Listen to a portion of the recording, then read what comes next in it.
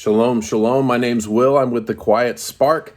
I apologize I'm in my personal library slash house. So I just wanted to get this video done for you guys. I'm super excited about the launch of my book, commentary on the Gospel of Mark through the lens of first century Judaism. And listen, this has been a lifelong project of mine. I've always wanted to write a commentary. I don't know about you guys, but I've been in the Hebrew roots for about 25, 26 years. And one of the things that intrigued me about the Hebrew roots movement was the truth that it taught me. I grew up, being taught about Santa Claus and the Easter Bunny. And, I remember driving with my mom to the dentist office when I was about 5 or 6. We had one of the big green bombs, those things like a big station wagon. And I remember back then seatbelts wasn't a law or whatever. And I'm putting my little head over the seat and I'm going, "Mom, Santa Claus real? He's not real." She said, "Who told you that?" I said, "I just figured it out." And from then on, that's been my journey, is to discover the truth. And when I found, got saved, came into my faith of Yeshua and Jesus at the time, there's just some things were missing for me. And I asked a lot of questions personally, began to study really deep when I was about 15 years old, was called to ministry at a very young age, in high school to be exact. What a time to be saved and called to ministry, because then the trials just really started, through that journey. As soon as I got out of high school, I began doing things of the world, got caught up in things. How many when you dedicate to something that's going to help you, the enemy's right there trying to take you down. So I've been through that, and through my journey, reading and studying, I took a move into the Hebrew roots movement, which then led me into going into Judaism for a short time. And from then on, I've kind of just seen how the two need to be one, not just the two. You got Christianity, the Hebrew roots, and Judaism. We all got to find a way to get along. And that one of those things that I feel that I could do to help bring that and fill that gap, being over in the ultra-Orthodox movement, understanding Chabad and the conservative Orthodox movement, the I can't remember the name. There's so many. There's like denominations of Judaism. You have your Reform Judaism, your conservative Judaism. Then you have your conservadox, your Orthodox, your ultra-Orthodox, and Haredi, and it keeps going. It just depends on what community you're in. And same thing with Christianity. We have that now. Even in the Hebrew roots, we've got sacred namers. We've got Hebrew roots. We don't know what we're called. We just don't want to identify with either Messianic or Hebrew, because both of them have kind of, we're still young, and God is teaching us more and more over the years. And through my years, I've seen that there's issues. So only thing I could do, I don't talk much. I haven't spoken publicly in a few years. I kind of hung my hat up on that. I was in ministry 25 years, helped other ministries grow, had my own for a while. So anyway, I'm saying all that to say this. I'm excited about this book because Mark has been my favorite gospel. I was stuck in chapter 5 for 7 years, and now I've finally put it all together, all my thoughts together over the years, and published this myself, designed the book and everything else. So I'm just saying this to those of you who found this page, whether it was through a Facebook ad or you found it on my website at williambogus.com, wherever it was.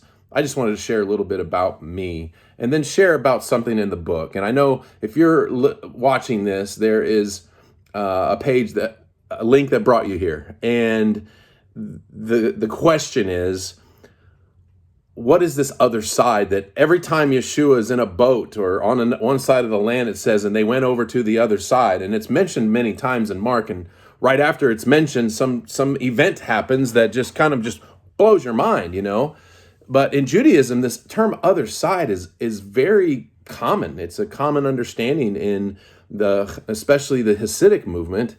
It's called Sitra Achra in the Hebrew or Aramaic. It's a term that means the other side of holiness. Sorry, I just bumped. I don't even have a great stand for my video. But it's the other side of holiness. Whatever is not holy is considered Sitra Achra.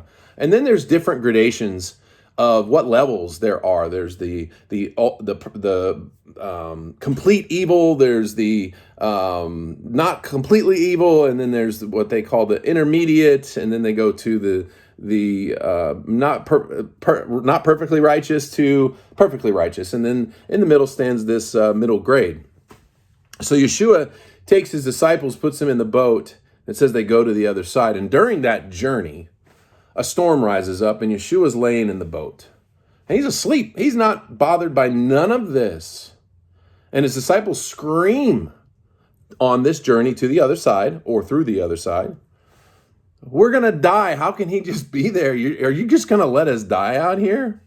So when Yeshua says, "Let us go to the other side," the phrase carries far more weight than a travel destination. And I'm reading this directly from the book, so if you see my head going down and up, that's just what I'm doing. In Mark's gospel, the other side is always theologically freighted. It is not merely the opposite shore. It's the domain of what is different, foreign, impure, and resistant to the kingdom's order. It is Gentile territory where they were headed in Mark chapter 4, at the end of Mark chapter 4, verses 35 and on. And I'll read that text to you. It says, "On that day, when evening had come, he said to them, 'Let us go across to the other side.' And having the crowd, they took him with them in the boat, just as he was. And other boats were with him, and a great windstorm arose, and the waters were breaking into the boat, so that the boat was already filling. But he was in the stern, asleep on the cushion. And they woke him and said to him, 'Teacher,' or 'Rabbi, do you not care that we are perishing?' And he awoke and rebuked the wind and said to the sea, 'Peace, shalom, be still.' And the wind ceased. And there was a great calm. And he said to them, 'Why are you so afraid? Have you still no faith, no emunah?' And they were filled with great awe and said to one another, 'Who then is this, that even the wind and the sea obey him?'" The other side is more than geography in the Hebraic mindset. It means the other side of holiness. The story goes on when they get to the other side of the lake in Mark chapter 5. You know, they encounter, Yeshua steps out of the boat and this man runs to him and falls at his feet. They describe this man as someone who cannot be bound by chains or shackles. He keeps breaking them. He is completely living among the tombs. He's in a place of death. They herd pigs. Probably that was his diet. Who knows?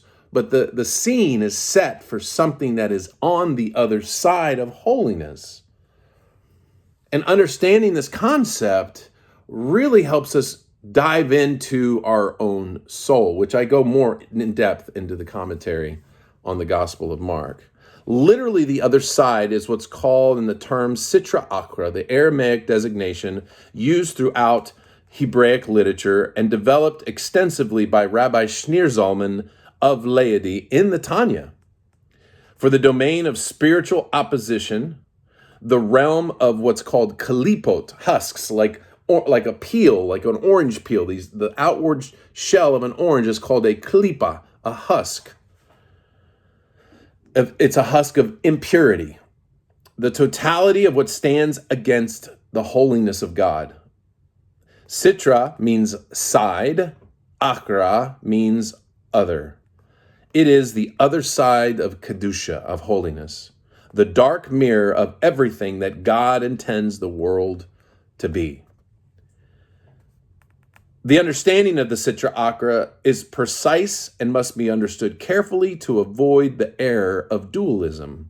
The other side is not a co-equal power with God. It has no independent existence. It gets its existence from the energy that we give it.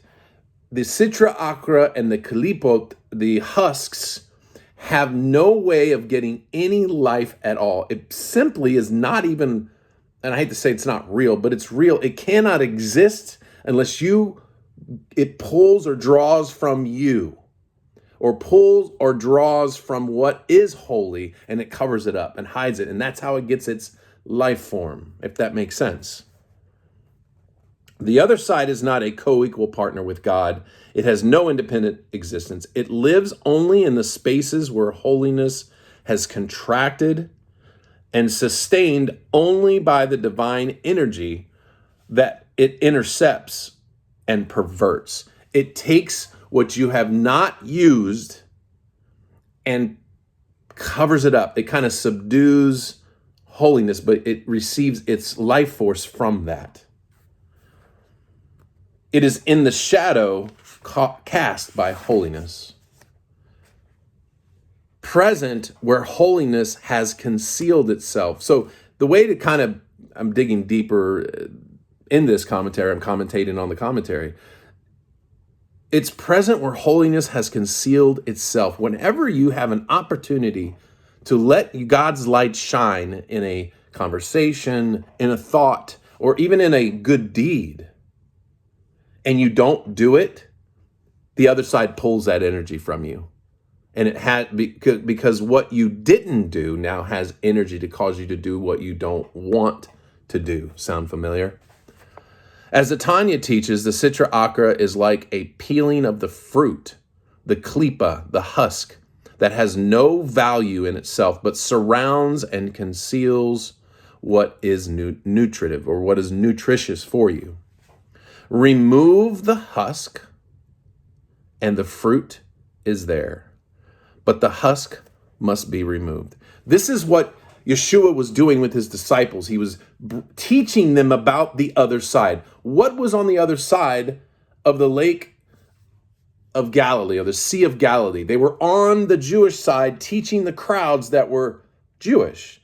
They were going to a place that Jews would not go. They didn't even want to go there. I guarantee you there were pig farmers over there. They don't eat pig. These guys were like, what are we doing going over here? This is not clean for us. Yeshua says, I'm going to train you about the other side. Don't fear what you have to cross. So he teaches them through that storm of how calm you can be when you're facing things that seem like torment. When you have Yeshua, you can have that shalom. He is the balancer of what remains holy and what does not need to be part, or what's drawing you away from holiness. He gets them to the other side. He steps out of the boat, and this man who is literally the embodiment of someone who has given in to the other side. And that person is a picture of our own souls before we came to know Yeshua. There's a lot more in this. Guys, I hope you enjoyed this. Please follow the links, like and subscribe to my YouTube page. I'd really appreciate that. But enjoy the book. If you buy it, please go on Amazon and give me reviews. I didn't realize this is my first time venture in selling books. Amazon reviews are key. So please, if you've purchased the book, go ahead and go on Amazon and give a review. Tell me what you think, or tell me what you like best about it. I really would appreciate. Again, my name is William Bogus. This is A Quiet Spark. L'chaim.